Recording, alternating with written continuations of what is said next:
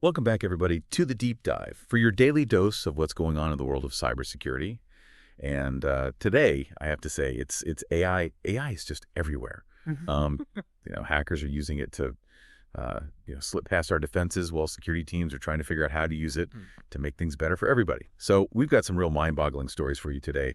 We'll talk about everything from AI-powered CAPTCHA crackers to a new system that could actually make deepfakes a thing of the past. And then we'll talk about this study showing that almost 10% of employees are accidentally leaking sensitive data into those free AI tools that are everywhere these days. So let's dig into this stuff. Yeah, it seems like every day the cybersecurity landscape is changing right in front of us. This AI-powered tool thing is a real double-edged sword. I mean, on the one hand, it's giving a new generation of cyber criminals these really powerful tools, but on the other hand, it's giving us maybe the potential for some really great defense mechanisms. Yeah, well, let's start with the scary stuff. This report from Harmonic about generative AI and data leaks is really kind of eye-opening. They're saying nearly 10% of employees are just unknowingly feeding sensitive data into these AI systems. I mean, that's a huge part of the workforce. Yeah. How is this happening? Are people just not aware of the risks? Well, it seems like it's a couple of things. I think some employees might be drawn in by the fact that these AI tools are free to use without really thinking about what might happen. They might not realize that the data that they're putting in is basically becoming part of the AI's training set. So they're kind of just handing over this sensitive information to these platforms. It's like leaving your diary open on a park bench for anybody to read. Right. And even with the paid enterprise versions of these tools, there's still some risk, right? Yeah. Especially when you think about trade secrets or confidential client data that could be exposed. Yeah. So it really raises the question for organizations, how do you balance the very real benefits of AI with the need to protect all this sensitive information? Yeah, CISOs need to be really proactive about this stuff. It's all about creating a culture where people are aware of this and educating them. So employees need to understand the ins and outs of how to use generative AI safely. Clear policies are really important, outlining what kind of data is okay to share with these systems and what's absolutely off limits. And it's equally important to give employees access to secure AI tools, the kind they're designed for businesses, and put data security first. So it's not just about the technology itself. It's also about the people using it. We can't just throw AI tools at the problem and expect everything to be okay. Absolutely. And speaking of AI being used for bad stuff, this news about hackers using AI to crack CAPTCHAs is pretty worrying. CAPTCHAs are those little puzzles that are meant to tell humans and bots apart, and they're starting to fail because of AI. I guess it's only a matter of time, right? CAPTCHAs have been around forever, and attackers are always looking for ways to get around them. But it makes you wonder what's next for websites that rely on CAPTCHAs. Are we supposed to panic now? Not panic, but it's definitely time for a serious upgrade. The old key PCHAs might not be the perfect solution they used to be. Websites need to step up their security game. Things like multi-factor authentication, behavioral analysis. Those are some of the more advanced security measures that could be put in place. It's all about layering your defenses and making it much harder for attackers to break in. It's a never-ending battle, isn't it? As soon as we come up with a new defense, the attackers figure out how to break it. It's like a high-stakes game of chess. Yeah. But hold on, before we get too deep into the doom and gloom, there's actually a little bit of good news today. Remember those toll booth scams we were talking about recently? Well, it looks like we might have a way to fight back. Yeah, Bruce Schneier, this security expert, has come up with this really clever solution. He's proposing something called pairwise authentication. It's a really smart way for two people to verify each other's identities online. And the best part is, it's actually pretty simple. Wait, could this also help with those deepfake scams that are becoming more and more common? Exactly. It's about establishing a foundation of trust, making sure you're actually talking to the person you think you are. So let me explain how this works. Imagine two people, Alice and Bob. They want to verify each other's identities online. They both have to be physically present at the same computer. So you can't do this remotely. That's interesting. Right. So they open up a special web page, type in their names, and click Generate. The page then creates two unique QR codes, one for Alice and one for Bob. They each scan their own code with their smartphone, and that installs a temporary app on their phone. Okay, so far so good. I'm following you. What happens next? From then on, whenever Alice and Bob need to confirm their identities to each other, they just open the app. And it shows them a matching code that changes with time. It's kind of like two-factor authentication, but just between those two people. It's a brilliant way to cut through all the noise and potential impersonation attacks. That's incredibly clever. A simple but powerful solution to a really complex problem. But let's switch gears for a moment and talk about another issue that's been bugging me in cybersecurity, the jargon. Seriously, it's like trying to decipher a secret code, APT, SIME, and all those acronyms. Sometimes it feels like everyone's speaking a different language. Oh yeah, the jargon jungle. It can be a real pain even for people who've been in the industry for a while. And you're right, it's not just about feeling left out of the conversation. This overuse of acronyms can have real consequences, especially when you need to communicate clearly during a security incident. Imagine trying to coordinate a response to a major breach when half the team is frantically Googling what all those abbreviations mean. It's a recipe for chaos and delays, which can make a bad situation even worse. Exactly. The good news is that people are starting to realize this is a problem. A lot of organizations are creating internal glossaries and style guides to encourage people to use clear and concise language. It's about making cybersecurity more accessible, not just for experts, but for everyone. Because at the end of the day, cybersecurity is everyone's responsibility. Well said. Now, before we wrap up this first segment, I want to touch on something that often gets overlooked. The sometimes rocky relationship between CISOs and legal teams. Yes, the security versus compliance stance. It can be a tricky one with each side bringing a different perspective to the table. CISOs are focused on protecting the organization from cyber threats, while legal teams are worried about following all those regulations and minimizing legal risks. It's like they're speaking different languages sometimes. Yeah, and sometimes those priorities seem to clash, especially with technology changing so fast. Innovation often moves faster than regulations can keep up. That's why it's so important to have open communication and collaboration. CISOs need to involve their legal counterparts early on in the decision-making process. It's not just about getting approval, it's about building a real partnership. Legal teams bring a lot of expertise to the table. They can help CISOs navigate all those complicated regulations, spot potential legal problems, and come up with strategies to minimize risk. It's a win-win when both sides work together. Exactly. CISOs should remember that they're not lawyers, especially when it comes to these intricate legal and regulatory matters. They need to lean on the expertise of legal professionals to navigate these complexities effectively. And this collaborative approach is more important than ever in today's world where there are so many regulations. It's about recognizing each other's strengths and working together to achieve a shared goal, protecting the organization. That brings us to the end of our first segment, but don't go anywhere because up next, we're going to dive into some specific examples of how hackers are using AI to launch even more sophisticated attacks. We'll also explore what you can do to protect yourself from these emerging threats. It's going to get interesting. Stay tuned. Welcome back to the deep dive. We're about to step into the shadows a bit and see how hackers are using AI for their own evil purposes. It's kind of scary, but you know they say knowledge is power. The more we know about these threats, the better prepared we'll be to fight them. So let's talk about what these AI-powered hackers are up to. How are they upping their game? Well, one area where AI is making a big difference is malware development.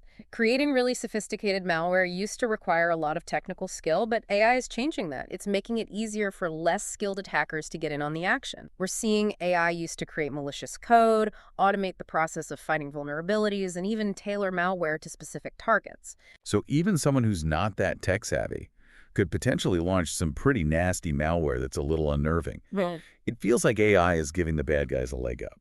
It could, but it's not all doom and gloom. Cybersecurity professionals are also using AI to create better defenses. You can think of it as a technological arms race, each side trying to outsmart the other. Like a high-stakes game of cat and mouse. But speaking of AI being used to get around security measures, remember our conversation about CAPTCHAs becoming less effective? Well, AI is a big part of that. Those tests are becoming ridiculously easy for AI-powered bots to crack. Yeah, AI algorithms are really good at pattern recognition and puzzle solving, the very things that CAPTCHAs are designed to test. It's like giving a thief the key to the vault. So it begs the question, are we doomed to a future where AI-powered hackers can just waltz into any system they want? That's a scary thought. But surely there's got to be a way to fight back. We can't just give in to these AI-powered threats. You're absolutely right. We don't have to surrender. While AI does create new challenges, it also opens up opportunities for innovation in cybersecurity. For example, AI can automate a lot of those boring and time-consuming tasks that security professionals have to deal with every day. So tasks like threat detection and incident response could be handled much more efficiently by AI. Exactly. AI can analyze mountains of data, find patterns, and alert us to potential threats much faster than humans ever could. And with the huge amount of data security teams have to go through these days, that's a game changer. It's like having a tireless digital watchdog constantly sniffing out trouble. And it's not just about reacting to threats, right? AI can help us be more proactive in our security measures, too. Absolutely. AI can simulate attacks and identify weaknesses before they can be exploited. We can basically use AI to fight fire with fire. By understanding how attackers are using AI, we can come up with countermeasures that are just as sophisticated. That's good to hear. It means we're not just sitting ducks in this whole AI cyber war thing. But speaking of new threats, I saw a headline today about a new kind of ransomware attack that's targeting AWS S3 buckets. This one sounds pretty technical. Can you break it down for us? Sure, it really highlights how important cloud security is these days. Cloud computing is everywhere, and that comes with its own set of security challenges. These S3 buckets are basically storage containers in the cloud. If they're not set up correctly, they become vulnerable to attack. So in this case, hackers are taking advantage of a misconfiguration to sneak ransomware into these buckets. And once that ransomware takes hold, it can lock up all the data stored in those buckets, holding it hostage. That's a nightmare for any organization that relies on cloud storage. It is, and what makes this attack so tricky is that it's hard to spot until it's too late. But the good news is there are things organizations can do to protect themselves. I'm all ears. What can they do? First things first, they need to double check their S3 bucket configurations. Make sure they're following security best practices. Things like turning on encryption and access controls are essential. They should also have strong monitoring and logging systems in place to detect any suspicious activity. So it's about being proactive and keeping a close eye on things, always looking for signs of trouble. Right, and they should also think about using security tools that are specifically designed to protect cloud environments. Having the right tools for the job is key. Now, for something a little lighter, I saw a headline about Microsoft finally trying to kill off NTLM. It's like a digital dinosaur, a relic from the past. Why can't we seem to get rid of this ancient authentication protocol? Well, NTLM has been around for ages and it's full of security holes. It's often used as a backup when more modern authentication protocols like Kerberos don't work. It's like the duct tape of cybersecurity. It might not be pretty, but it gets the job done. But the problem is NTLM is inherently insecure. It's easy to attack with things like relay attacks where hackers can intercept login credentials and gain unauthorized access to systems. So it's like a necessary evil. But it sounds like the risks of sticking with NTLM are much bigger than any benefits. They are, and that's why Microsoft has been trying to phase it out for years. But getting rid of NTLM is harder than it sounds. It's deeply embedded in a lot of Windows systems, and there are often old applications that still rely on it. It's a tough spot. Organizations want to get rid of it, but they're afraid of breaking things in the process. So what's different this time? Does Microsoft actually have a plan to get rid of NTLM for good? They seem to be really serious about it this time. They're making Kerberos better so it's more reliable and flexible. And they're also working on ways to completely block NTLM traffic. It's a two-pronged approach, make the alternative more attractive and make NTLM harder to use. A strategic pincer movement. It's good to see them taking real steps to fix this long-standing security problem. But before we move on, there's one more headline I want to talk about. It's about a vulnerability in CityWorks deployments that's being exploited by hackers. This one's a big deal for a lot of cities and towns. It shows how crucial it is to keep software patched and up to date. It feels like every day there's a new vulnerability discovered and exploited. That's just the reality of software development, I guess. There are always going to be flaws, and hackers are always looking for ways to take advantage of them. So what kind of vulnerability are we talking about here? It's a remote code execution vulnerability. That means hackers can use it to run any code they want on vulnerable systems. Yikes, that sounds bad. It is. In this case, the vulnerability affects CityWorks. It's a software platform that a lot of cities and towns use for managing their assets. If hackers exploit this, they could potentially gain control of important infrastructure. That's a chilling thought. So the takeaway here is clear patch, patch, patch. You got it. Patching is one of the most basic but effective security measures you can take. And on that note, let's take a quick break. We'll be back with our final segment, where we'll talk about the human side of cybersecurity. We'll share some essential tips to help you stay safe in this crazy digital world. Don't go anywhere. Welcome back to the Deep Dive. In this last part, we're going to focus on the human side of cybersecurity. Because as much as we talk about fancy AI and hacking techniques, let's be real, sometimes we, the users, are the weakest link. Yeah, that's true. You can have the best security systems money can buy, but if someone clicks on a phishing link or accidentally gives away their password, it's all for nothing. It's like locking your front door but leaving the windows wide open. So let's talk about what we can actually do to strengthen that human firewall. What are some basic cybersecurity habits that everyone should be following? Well, first off, strong passwords are absolutely essential these days. And I'm not talking about your dog's name or your birthday. We need passwords that are long, complex, and different for every single account. Think of it like a fortress protecting your valuable data. Yeah, and no reusing the same password for multiple accounts. That's like using the same key for your house, your car, and your office. If someone gets hold of that key, they have access to everything. Exactly. Now, another must-have is two-factor authentication.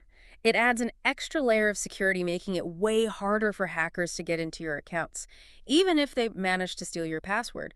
Think of it as a security guard checking your ID before they let you into a building. I've been meaning to set that up on more of my accounts. It's one of those things that I always put off. Believe me, it's worth the effort. It takes like 5 minutes, and it can make a huge difference in protecting your data. Okay, now let's talk about those pesky phishing attacks. You know those emails and messages that try to trick you into giving away sensitive information?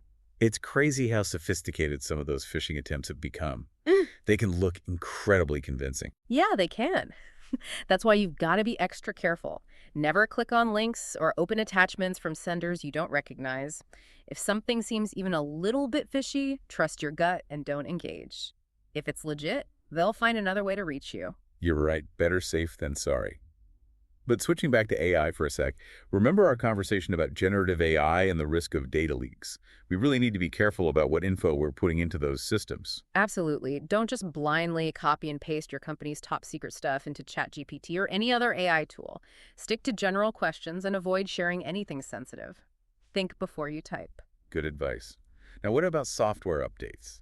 I know those notifications can be annoying, but are they really that important? Super important. Software updates often include security patches that fix vulnerabilities that hackers could use against you. Think of those pop-up notifications as your digital immune system, keeping your devices healthy and safe. Great analogy. I'll definitely be paying more attention to those updates from now on. Good to hear. And while we're on the topic of software, be careful about what you download and install. Don't download apps from shady websites. Stick to official app stores and websites, and always read the reviews before you install anything. Right, makes sense. So with all these new threats popping up all the time, how can we stay informed about the latest security risks? It feels like a never-ending battle. Well, there are a few things you can do to stay ahead of the game. Reputable cybersecurity websites and blogs are a good place to start. They often publish articles and reports about the latest threats and vulnerabilities. Yeah, we'll include some links to those in the show notes for our listeners. And a lot of security software companies offer educational resources like webinars and white papers. Those can be really helpful. Okay, anything else? Social media can actually be a good source of information too. A lot of security experts and organizations share updates and insights on platforms like Twitter and LinkedIn. I've actually learned a lot just from following some of the leading voices in cybersecurity on social media. But like you said earlier, it's important to be picky and stick to trustworthy sources. Yeah, for sure. Now, before we wrap up, I want to circle back to something we discussed earlier, the relationship between CISOs and legal teams. This partnership is really important for navigating the increasingly complex world of cybersecurity and making sure everything's compliant. We talked about the importance of communication and collaboration, but are there any specific tips for CISOs on how to build a stronger, more effective relationship with their legal counterparts? First off, make sure you have clear lines of communication, have regular meetings and check-ins to keep both sides in the loop about what's going on.